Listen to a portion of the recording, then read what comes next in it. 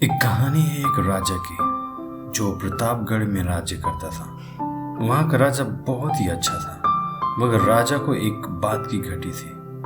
वह यह कि उसकी कोई भी संतान नहीं थी और वह चाहता था कि अब वह राज्य के अंदर किसी योग्य बच्चे को गोद ले ताकि वह उसका उत्तराधिकारी बन सके और आगे की बागडोर को सुचारू रूप से चला सके। और इसी को देखते हुए राजा ने राज्य में घोषणा करवा दी कि सभी बच्चे राजमहल में एकत्रित हो जाएं। ऐसा ही हुआ, सभी बच्चों को बुलाया गया। राजा ने सभी बच्चों को पौधे लगाने के लिए एक भिन्न भिन्न प्रकार के बीज दिए और कहा कि अब हम 6 महीने बाद मिलेंगे और देखेंगे किसका पौधा सबसे अच्छा होगा।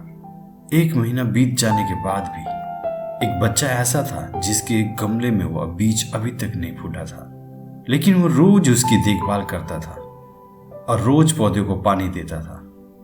देखते ही देखते 3 महीने बीत गए। बच्चा परेशान हो गया। तभी उसकी माँ ने कहा कि बेटा धैर्य रखो, कुछ बीजों को फलने में ज्यादा वक्त लगता है।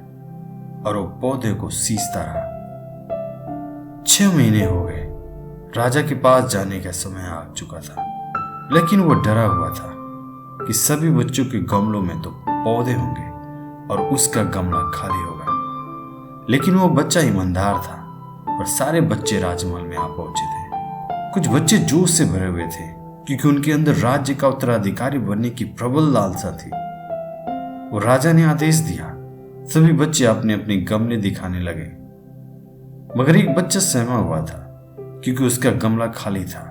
तभी राजा की नजर उस गमले पर गई। उसने पूछा, तुम्हारा गमला तो खाली है? तो उसने कहा, लेकिन मैंने इस गमले की 6 महीने तक देखभाल की है। राजा उसकी ईमानदारी से खुश था कि उसका गमला खाली है, फिर भी वह हिम्मत करके यहां तक आ गया।